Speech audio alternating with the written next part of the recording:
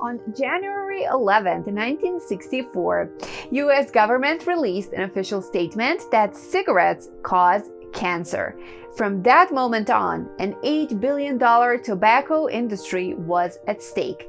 Even though this meant a crash for most tobacco companies, one company managed to profit in this situation and push its way up to the fourth largest cigarette brand in the world.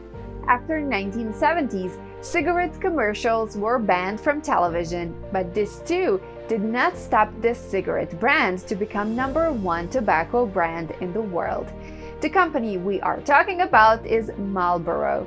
Currently, they have more consumers than their 10 next competitors in line combined.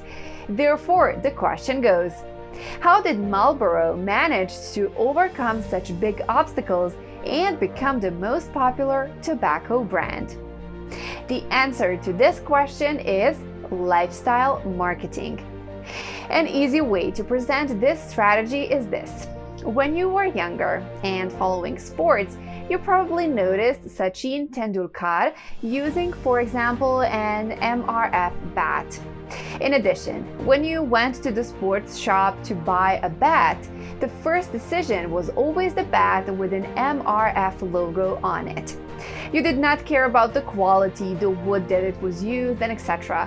You just knew that your favorite player used the bat with that logo and you wanted it. MRF, or Madras Rubber Factory, manufactures these bats, but you probably never wondered about that. Hope this example makes it a bit clearer. Lifestyle marketing truly does work magic.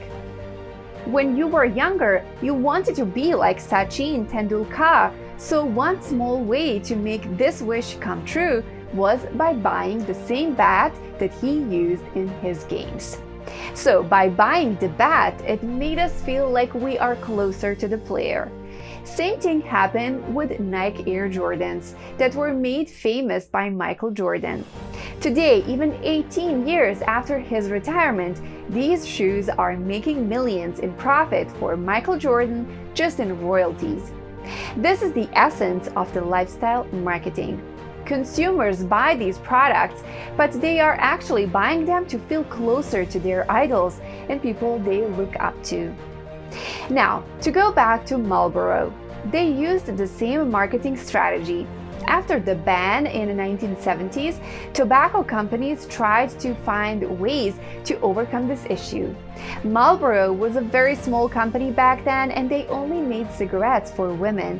A parent company of Marlboro, Philip Morris, shifted their strategy to the lifestyle marketing, and this led to them becoming the epitome of business propaganda of the 20th century. What Marlboro came up with was the Marlboro Man.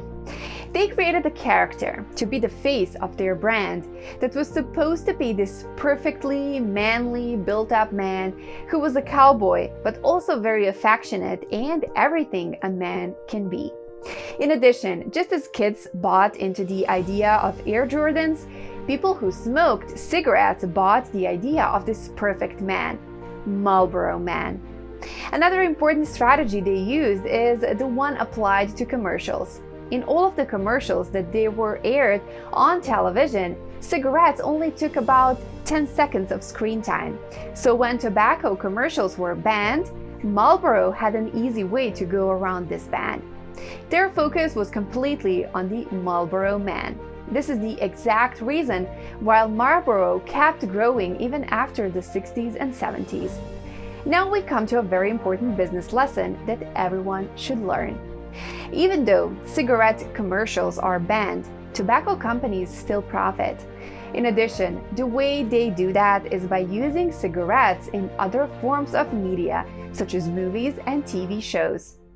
We often see the main characters that are supposed to be the epitome of manliness and masculinity smoking a cigarette. The subliminal message instantly makes us want to be like those main characters. Marlboro, a $58 billion company, and companies like them are actually tapping on your insecurities. They are trying to make you become an addict to this thing that is slowly killing you and making your health worse. Therefore, you do not have to take my advice.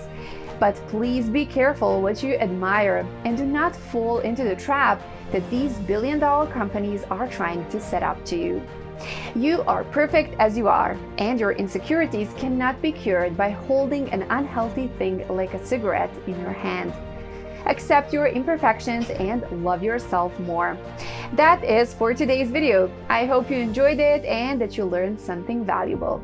Make sure to check out other videos on our channel to find more useful case studies and interesting facts about other businesses. Thanks again for watching, and I'll see you in the next video.